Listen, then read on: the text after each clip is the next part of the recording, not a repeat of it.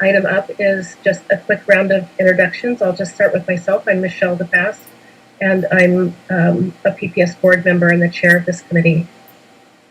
Did you want to go next, Amy? Sure. Amy Constam, board member.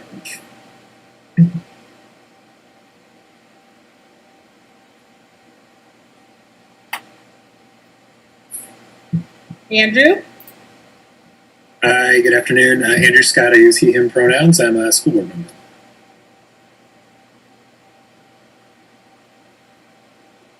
Tag somebody, Andrew.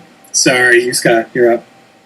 Scott Bailey, board member, not a committee member, so I'm here to watch. I'll just jump in. Julia Edwards. Julia. Oh, sorry. Julia Edwards, board member. Nathaniel, tag.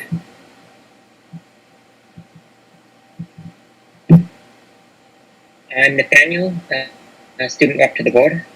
I'm a senior at Jefferson. And let's go, Jaya. I'm Jaya. I'm a DSC member and a senior at Madison. Claire. Hi there, I'm Claire Hertz. I'm the Deputy Superintendent of Business and Operations. Roseanne. Roseanne Powell, I use she, her pronoun. I'm the board manager. Aurora. Hello, Aurora Hino, she, her, and I am the Senior Director of College and Career Readiness. Marina. Marina Crespo, Senior Director of the Office of School Modernization. Dan? Hi, I'm Dan Young. I'm Chief Operating Officer and Staff Liaison to this committee. Good evening, everyone. Mr. Gray. Hello, everyone. My name is Eric Girding, and I'm the Senior Project Manager for the Lincoln High School Modernization. Jan. Hi, I'm Jan Osborne, she, her. I'm the Director of Career and Technical Education. Jill.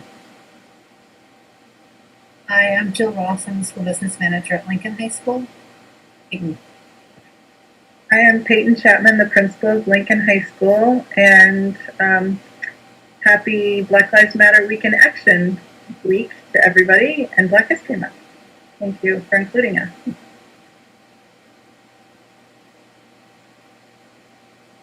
David Main, Communication Manager for the Bond Program. David Roy. Hi, everyone. David Roy, Senior Director of Communications for the district. Karen. Hello, I'm Karen Werstein, Public Information Officer for PPS. Dr. Valentino. Good evening, everyone. Luis Valentino, Chief Academic Officer.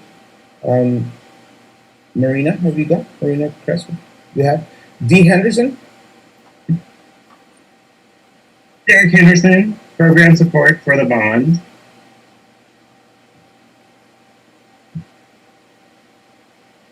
Is there anyone that has not gone and introduced themselves? Thank you for those of you that used your pronouns. I'm going to try to remember to ask us all to do that. It's a matter of practice for me, so thank you for those that did without being asked. We're going to dive into a proposed work plan for the School Improvement Bond Committee, and this is in development now as a way to sort of organize our work out for the year. It's a flexible document. It's not written in stone, and in fact, I already see some edits that we can make, but want to share that with everybody. I don't know if you've had a chance to review that and would love to comment.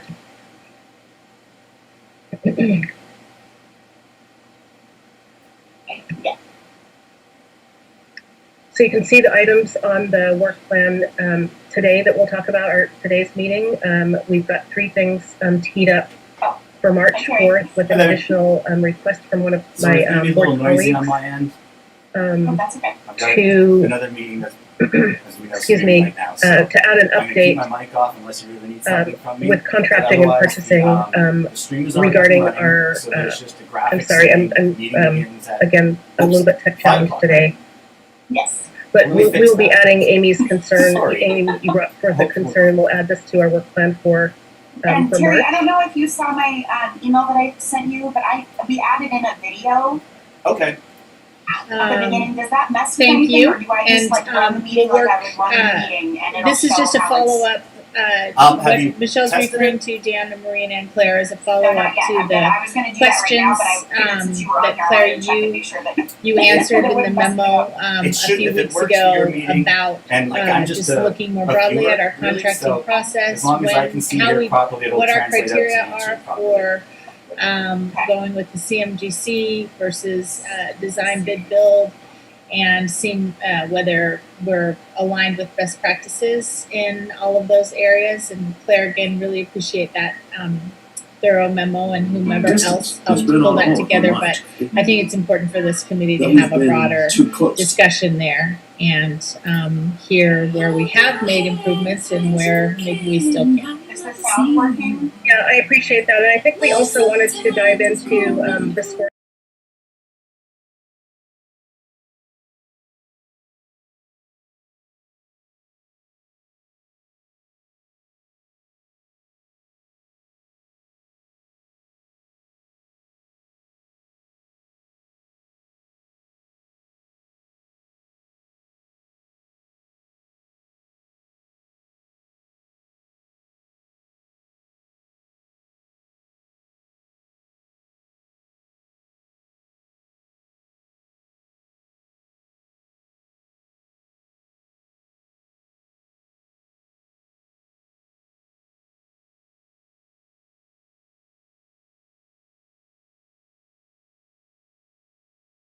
Staff, but rather work as proactively as we can, understanding that with bond programs, things do come up in real time. So the document itself, the work plan, has flexibility, but we wanted to lay out a quarterly sort of look ahead. If you want to contribute to topics that we should cover, I don't know, Dan, if you have a proposed method about how people can contribute to this plan, if we want to determine a process that we can stick to, much like our agenda sessions for our main board meetings. Yeah, I think if it works for now, we can keep it easy. If committee members have topics or feedback, feel free to send those directly to me and probably Michelle as well. And we're happy to accommodate. And maybe what we can do is at these meetings, or Michelle, maybe just share with you regularly, kind of every time we have a meeting or beforehand or afterhand, just show an update of where we are, so people know what we're covering at the meeting, and then can anticipate what topics are at the next couple of weeks. Generally, we think, depending on the topic, 3 or 4 items per meeting seems about right, but that can So there are a couple of buckets of work that I would like to include, and that I think probably would be regular topics for us. But one, Dr. Valentino, you're not going to be surprised to hear this. One is to have conversation in this committee about our ed specs. Interest in reviewing and potentially revising our ed specs, with really leaning on the leadership of your team, Dr. Valentino, and really making sure that we have a strong direction and presence from our academic and educational visionaries, and that those values and dreams and best practices are reflected in our ed specs. And I think, our ed specs have served us well. We sometimes run into bumpy spots where we're sort of trying to fit a round peg in a square hole. But I look forward to having a conversation about what that thorough review looks like, led by your team and led by the educational vision. Yeah, and you guys can. I have a question about the ed specs. I'm familiar with specs, but are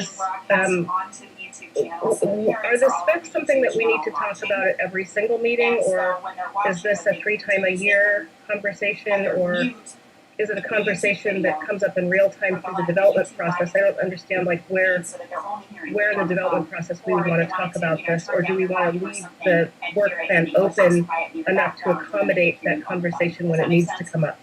Okay, that's kind of my understanding of how. Luis, could you speak to whether or not you have ongoing conversation in your shop right now about where we might want to make changes to the ed specs? Because I consider this fairly urgent work as we start moving ahead on development of 2020 bond projects.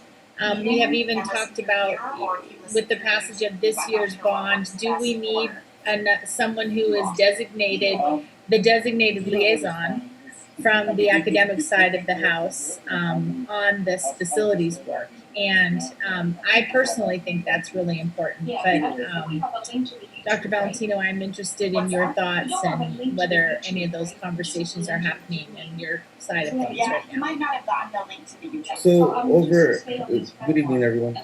So over the past, the EdSpec conversation has occurred around Benson, has occurred around Grant, has occurred around Kellogg. And so it happens, the conversations we have sometimes are after the fact about how can we be involved more in the conversation to facilitate some of those things that we then later start complaining about from happening. And so it's happened at that level, but it has also happened at the level where we are invited to be part of some of the conversations that take place around specific features of the ed spec, but it's not an ongoing conversation. Over the past year or two, it's been Aurora who's been more of a participant in a lot of that. But we don't have a lot of conversations around it, but I think we should, because I remember when I first was introduced to them, one of the things that I started questioning was how some of these decisions aligned with the expected programming of the schools over years, right? And that wasn't just around curriculum or CTE or other things, but even athletics, right? That the building is designed to evolve over time.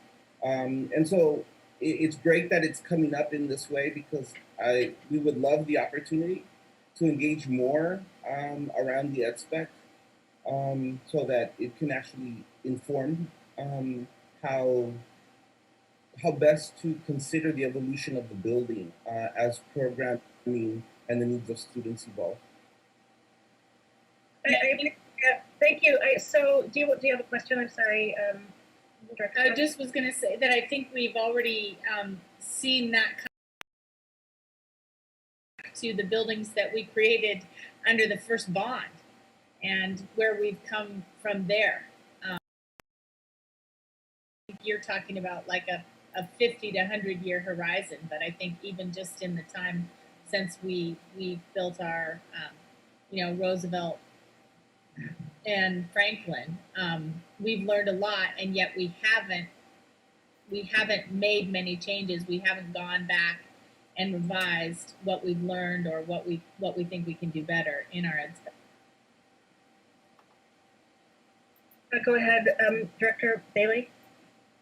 Yeah, and particularly when we look at K-5, which not up in the near future, but looking out, we saw some great innovative ideas for design, how we design K-5 classrooms and campuses that aren't ed specs in the sense of, square foot per classroom, but more around, the idea of designing a classroom that had both open areas and also sort of little be visible, but have a bit of isolation as well in that sense. Those things aren't in our ed specs, but I think are really interesting design concepts around, using principles of child development. So support a broader discussion here. And Yeah, I also think it's been really important around how our high school teachers have accepted, the smaller areas, and having your own classroom or not having your own classroom. If we had more of a visionary process engaging our teachers, which we had one notable session on that 8 or 9 years ago, which really excited our teachers in terms of school design, I think we'd get more buy-in and more excitement about flexibly using those smaller spaces along with the larger classrooms. Yeah, and so the ed specs, this is a rich discussion. I'm interested, again, my understanding of the specifications is like a manual. It's a set of rules you follow for finishes and room sizes, etc. I think, COVID's going to probably change the way we work and the way we go to school for the foreseeable future. And I would love to see an intersection with Dr. Valentino's team and the facilities team to get these conversations happening proactively. And I also love the idea of including the teachers and the educators in the building in this discussion. So if we can, make that happen, that would be great. And I think that we should also, as we're talking about the work plan, add this conversation, because there's a lot to say about it, to the plan at some point. I think our timing is good because it's a good time to get involved prior to anything actually being built. So if I can move us along a little bit to the next item, are we done talking about the work plan, or is there any other comments? If there is, please feel free to email Dan Jung or myself. I think one other. I'm sorry, Scott. Were you going to say something? I think one other big area that I'd like to see on our work plan and in our next few meetings is to just dive into the planning process. Excuse me. For Ida B. Wells High School and Cleveland and our Center for Black Student Excellence, and talk about the engagement process, particularly for the Center for Black Student Excellence, and then just I don't know what we call it, this next level up from master planning for Ida B. Wells in Cleveland. But I think that's something that we need to pay attention to here pretty quickly and kind of routinely touch in on. Okay, so what I'm hearing is that we should talk about what happens after the master planning. That would be like the design and development phase, and that we should plug those conversations into our work plan intervals. Time to talk about get a extensive update. Did I capture your thoughts? Yep. For Ida B. Wells, for Cleveland, and for the Center for Black Student Excellence. Yep. Chair to pass. Yeah. And just two things, and unfortunately I can't see the work plan because I'm having a tech issue.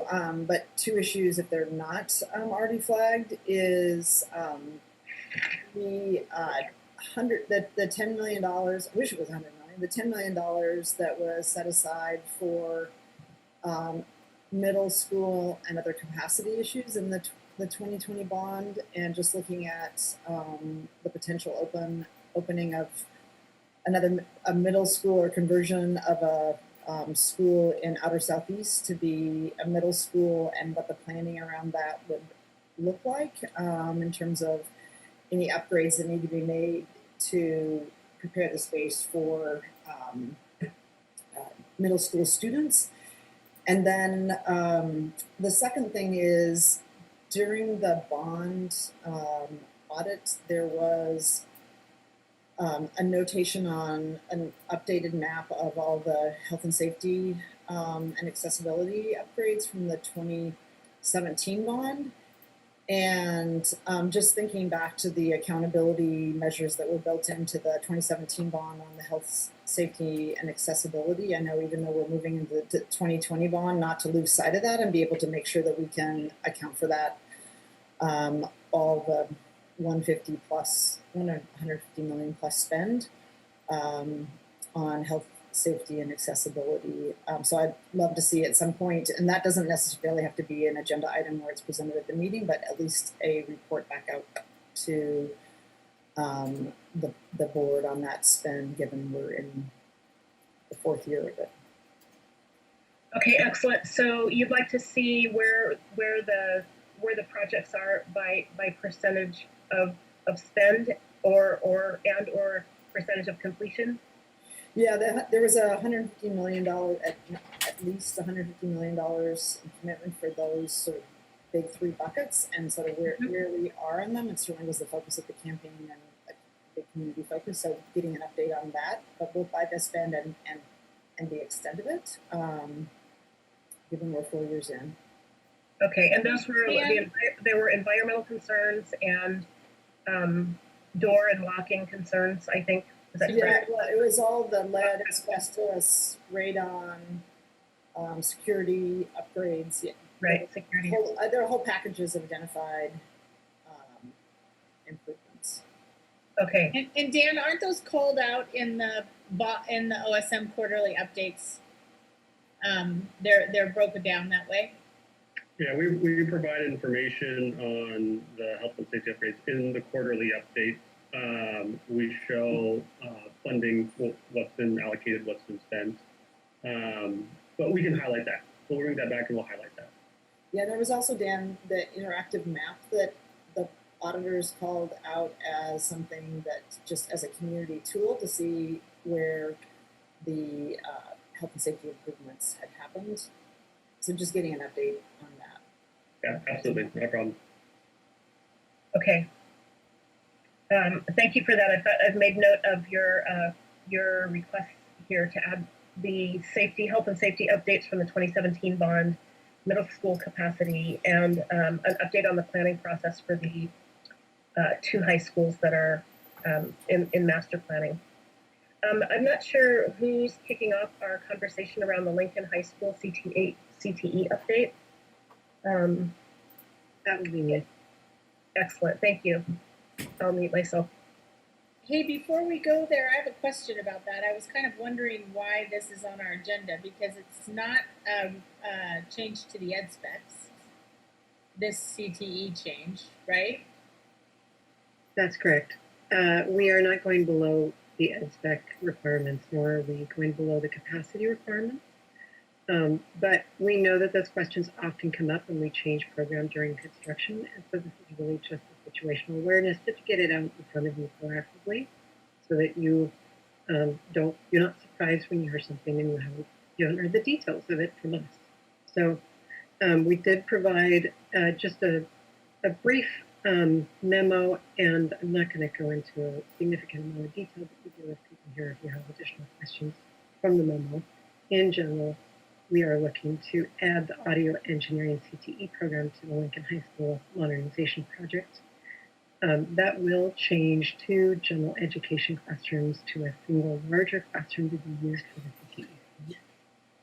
And as I mentioned before, it's not going to put us below the ed spec requirements. We were actually above them prior to this. We also won't be going below the capacity requirements.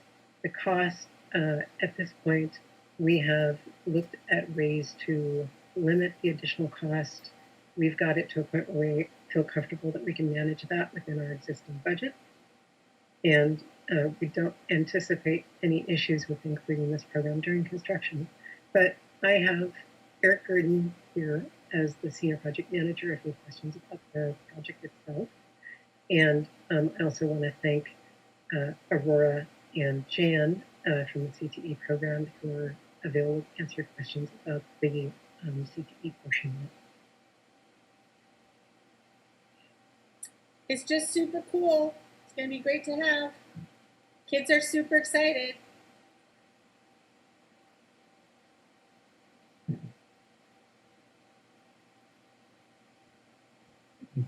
Yes, go ahead, Scott.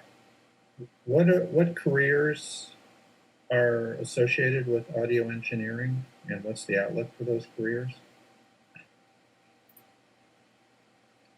We see a lot of the audio engineering in the music production world and also in film and video.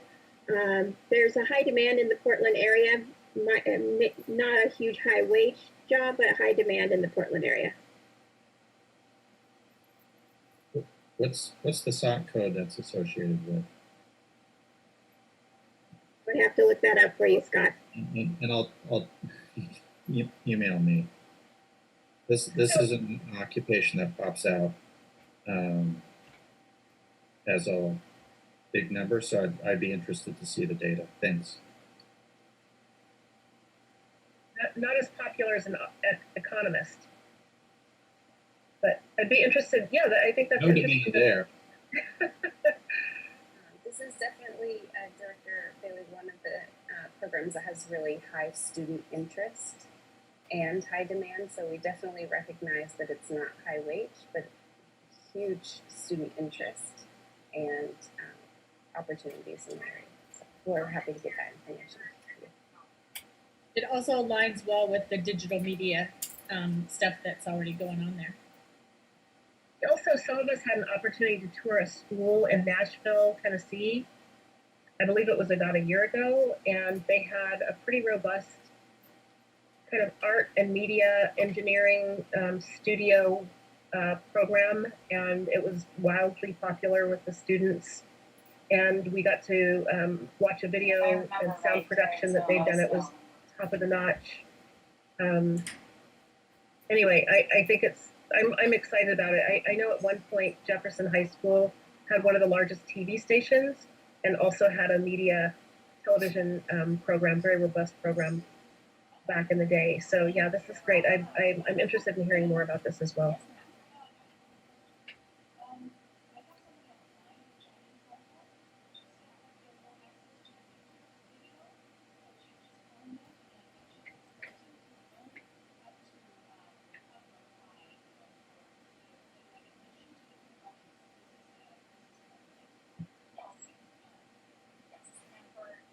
Did we have any questions about this programming? Besides the number of, or looking for the SOC, is it the SOC code or the SIC code? Sorry, SOC is a standard occupational classification.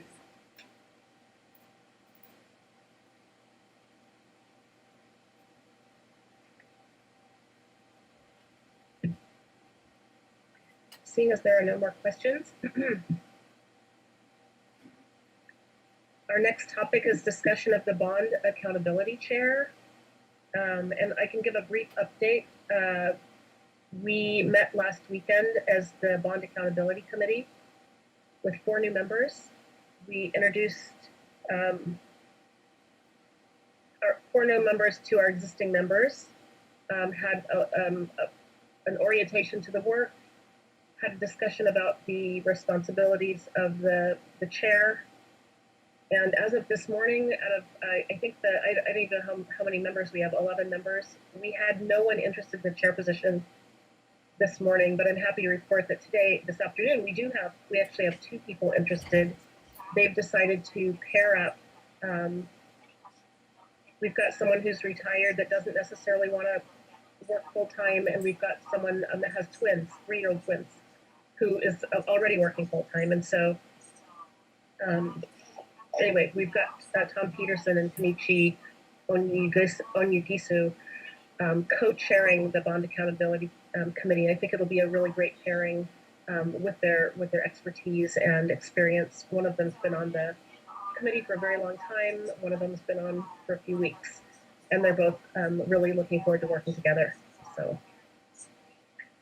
are there any questions about any of the work that we're doing on that committee?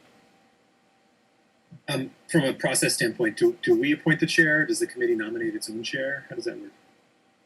Well, we wanted to let the committee kind of choose a chair, but the process is the board needs to appoint a chair, from my understanding. Great, thank you. And I think that means that I would repeat kind of what I said to you. We've got two people that want to be the chair. They want to be the chair because we called them and asked them if they would be willing to do this together, and they both agreed and were excited about it. They're going to distribute the work and the leadership amongst the two of them. And I think it'll be a good pairing again because we've got someone that's got 45 years of experience and someone who has quite a bit less than that. It should be a very good pairing and a strong team. For those of you who haven't heard, we have 4 new members. We've got on the committee, diversifying the committee, have added 2 African American members to the committee, 3 women to the committee, 3 people under 40, disability rights advocate, someone with expertise in technology, and someone that has MWESB, Minority Women Emerging Small Business experience. And so I'm really excited about getting them functioning well as a team. That'll take some time, but we're off to a good start as of last Saturday.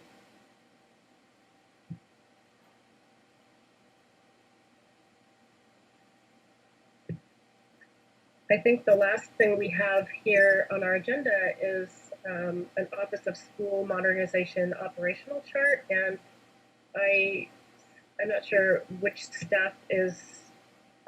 It's a proposed organizational chart. Who is teed up to lead this discussion? That would be me. And the discussion is not so much about the organizational chart, but the question came up about program management for OSM, and I wanted to utilize the organizational chart to illustrate my words as I kind of go along and lead you through how OSM is organized. And I think the question in particular was how we are organized between in-house staff and contracted staff. And so I want to make sure that I touch on those things as well. So, and excuse me, Marina, can you also give a brief update about there's some open positions? I think last time you reported there was hiring in process. If you could also include that in your update. Happy to do that. So the proposed part of this is really just that we have a couple positions that we're going to be posting that we haven't posted yet. So that's this is final, which is to say it's final once we actually post those positions, but not all of them are posted yet. Some of them are. So the organization chart, just to give you a quick breakdown of how it works, the darker blue boxes are PPS employees. Lighter blue are positions that are to be filled. The green are contracted employees. OSM is generally set up with program management at sort of a higher level. So you'll see the first set of boxes at the top are the program management folks. That includes our communication staff, our director of construction, our new senior manager of business operations, and what we'll be bringing on here as soon as I can make the recruitment go through is the diversity, equity, and inclusion program manager. That's our program management. Then beyond that, we have project/construction management staff. Generally, all the folks that you see under gray box on the left side of the chart. And we have operations staff, business operations. Those are the people that work hard to support all of our project teams.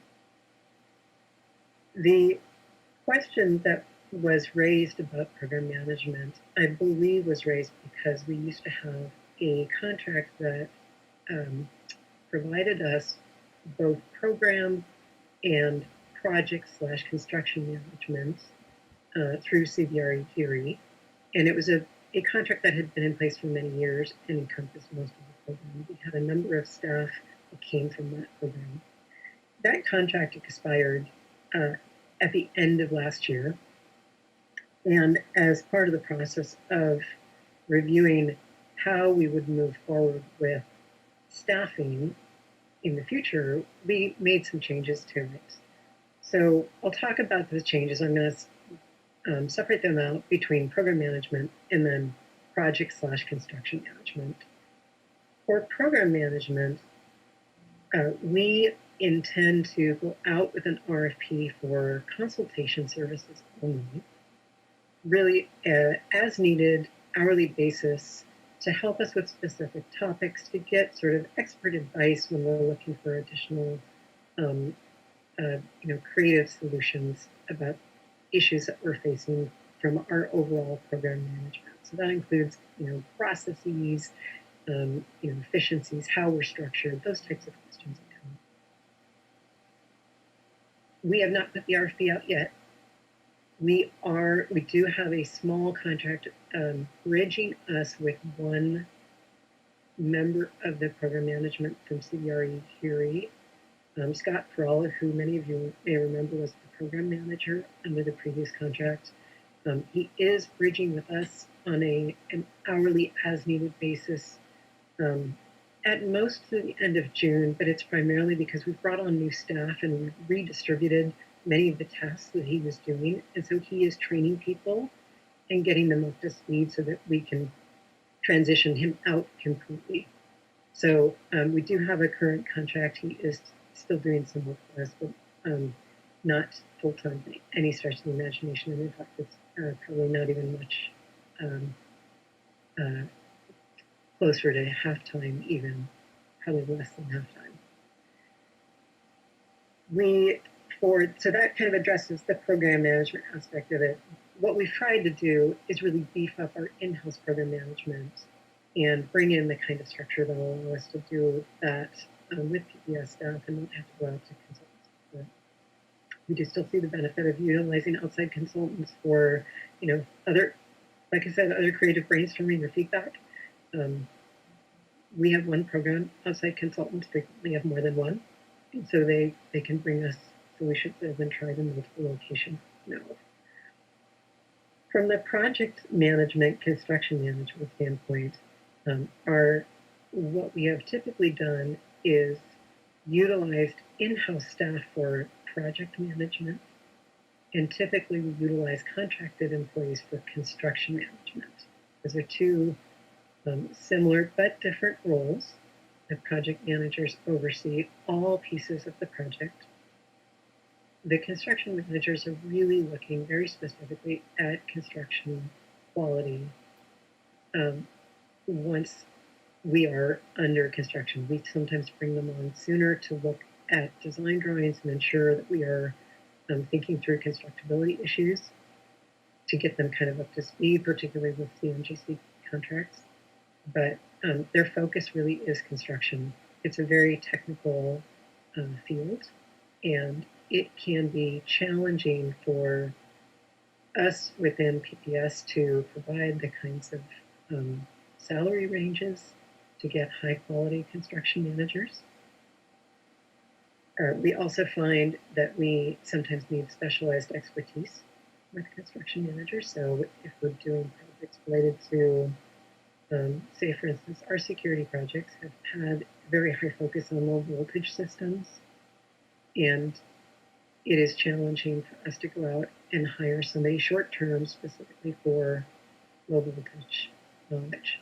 But what we can do is we have a lot of flexibility when we go out to a contracted project or construction management firm, and we're able to bring somebody on generally pretty quickly with exactly the expertise we need to complete that work for the benefit of the district. So this has been our typical process as far as setting up our project teams. We currently have one contract that was an extension of services for the 2017 modernizations for CBRE Curie project or construction managers on those 2017 modernizations to be able to continue on past the expiration date of the prior contract, because continuity in those projects is incredibly important. So you approved that in the fall. Those folks are moving forward with us. Beyond that, for modernizations for 2020, we anticipate going out with an RFP My expectation at this point is that I'll do an RFP that will combine Jefferson and the Center for Black Student Excellence. I anticipate that there's going to be a significant amount of work that the two teams are doing together. And so I want to make sure that I have folks I can kind of shift back and forth between those two teams as needed or work as an integrated team. So I'll do an RFP specifically for construction management services for those two projects. And Marina, when would you anticipate putting that RFP out? It's actually going to be quite a ways down the road, since we are not going to start our comprehensive master plan for Jefferson until the fall of this year. So we don't often bring on construction managers until we are into at least design development phase of the design.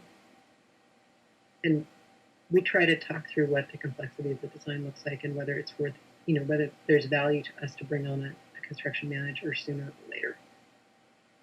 I don't think until we get through the comprehensive master plan, we're going to have a good sense of when that should be, because the comprehensive master plan will tell us a lot more about the design of the anticipated design of the building.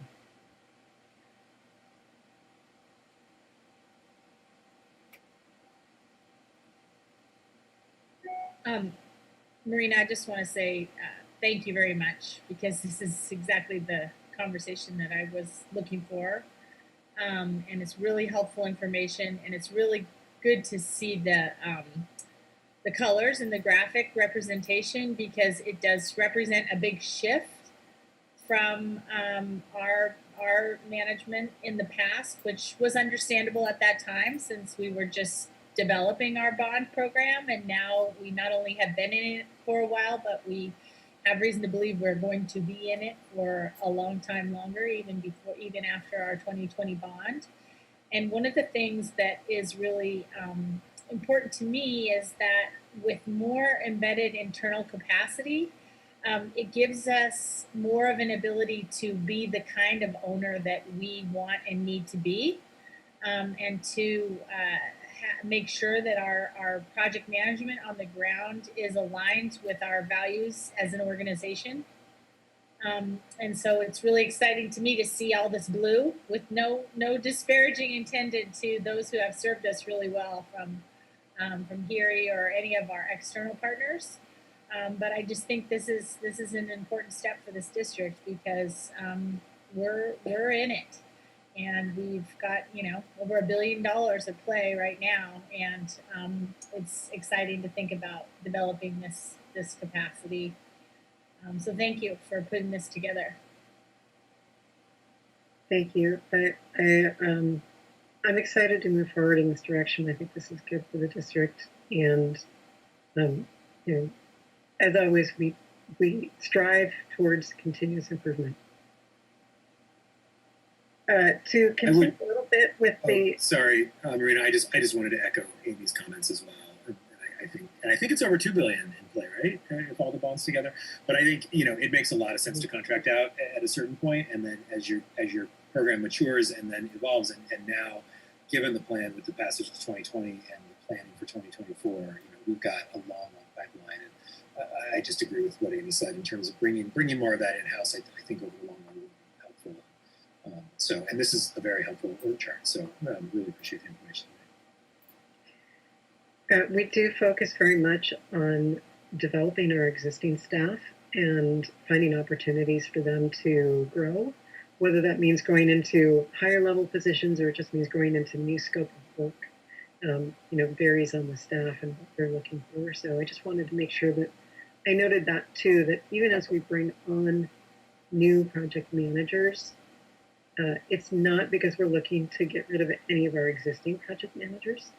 It's because we need them in addition to who we already have. And so we spend a fair amount of time really thinking through what opportunities are available for our existing staff and how it is we might be able to best utilize their strengths and give them opportunities to grow in other areas as well. Heading back a little bit towards the project and construction management side of things, I did want to note that for the non-modernizations, we have multiple contracts that we draw from. And so just want to clarify a little bit about that. Our non-modernizations tend to be much shorter in duration. They are not necessarily defined years in advance in the way that our modernizations are. We need more flexibility for those. And we have quite a few different categories, both from 2017 health and safety, but also from the 2020 bond that are non-modernization work. And so just to note that we have 4 firms that were selected through an RFP for on-call master services. 3 of those we've contracted with. The 4th one, we continue to reach out to try and get the contracts completed. We haven't had success with them yet, but we continue to reach out to them. So 3 of them you have seen come through for approval. We also have services we utilize from an RFP that was put together for project and construction management for the water quality program, the 2017 bond. And we have project/construction management services we're utilizing from another firm from a master agreement overseeing our lead paint abatement program for the 2017 bond as well. So I want to note that there's currently, I'm going to get my numbers right here, 5 different contracts in play that we're utilizing for these kind of quicker projects. And we anticipate continuing with that model of utilizing multiple project and construction management firms to do this type of work. It gives us access to a lot of opportunities for good applicants from each of the different firms. It allows us to be a little more selective in who we choose to do that construction management typically. And so it's been working out very well for us, and that's how we anticipate moving forward with that. And I'm open for questions.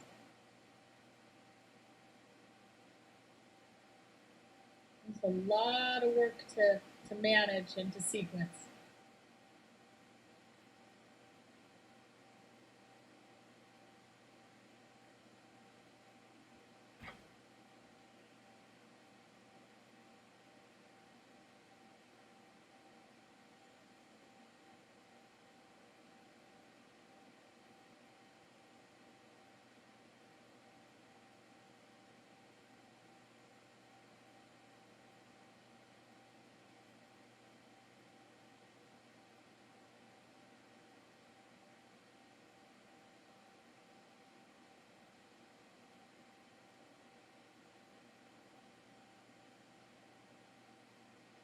If there aren't other questions, I'm just looking at my screen. Did we lose Director DePass? I think we did. Oh, I think she might have tried to come back in. It's here. I'm moving around.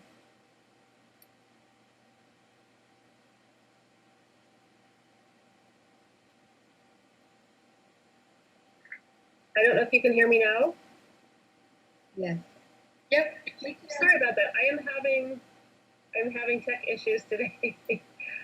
I can't. I don't have a reason. I don't have a good excuse for it. Just I'm popping off the meeting.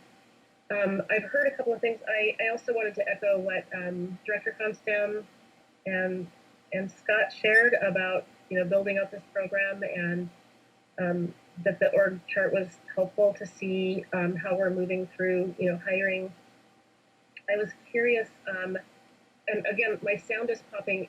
My sound is dropping off, and I've dropped off a couple of times. So I didn't hear if you've covered this or not, but do we use a single construction management firm for these contract hires?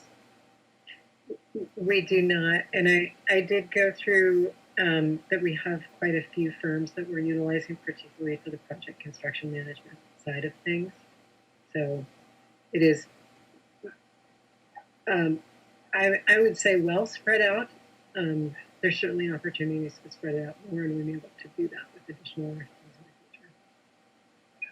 Excellent. And then have we with those, I don't need to get to the nitty gritty of, if you have 5 firms and how do you utilize them, but have we shared our equity and contracting values with all of those outside, those vendors, I guess? I'm not sure if I understand the question exactly. If it's a question of have we shared our culture with them, we absolutely have shared that. They of course have to know our equity and contracting requirements if they are going to administer those contracts.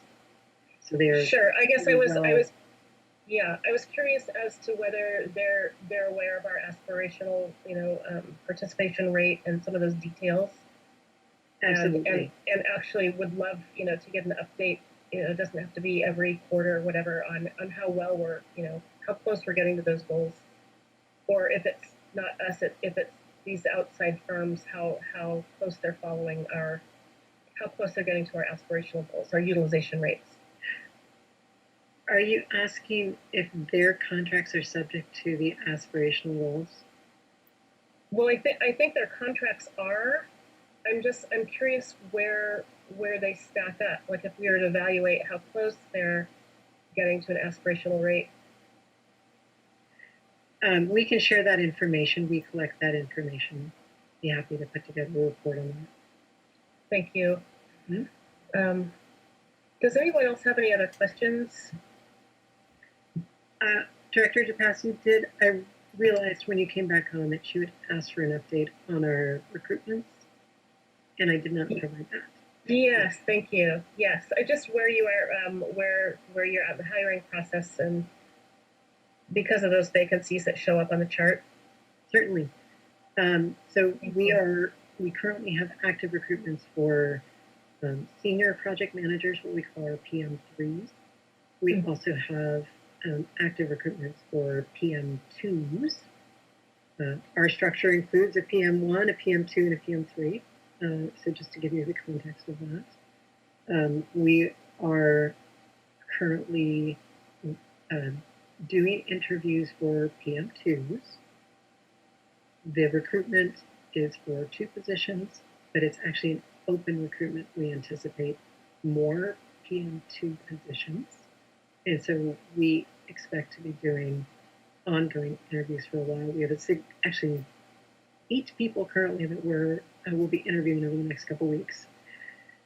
The PM3s, we are getting ready to set up the interviews. We've identified the applicants that will be moving forward to an interview, and we are just starting to find the times for those specific interviews and get our interview panel on board with their schedules to do those interviews. Fantastic. I don't know if anybody has signed up for public comment or not. Kara? They have not. Do we have anything else for the good of the order? Going once? I think we've covered it. We've covered our meeting within an hour this time, unless we've got anything else to discover. But we've gone through the agenda, and I do appreciate the comments from my board colleagues about ways we can improve the work moving forward, things that we can add to the work plan, and topics that we should bring up, including the ed specs and the status of the middle school discussion in Outer Southeast. Again, if you have any other questions, please feel free to email questions about the work plan. Again, it's really flexible. Happy to really just laid it out for the benefit of everybody to see what we're are thinking. If that's all we have, then I will close the meeting and wish everyone a great evening, and we'll see you next month.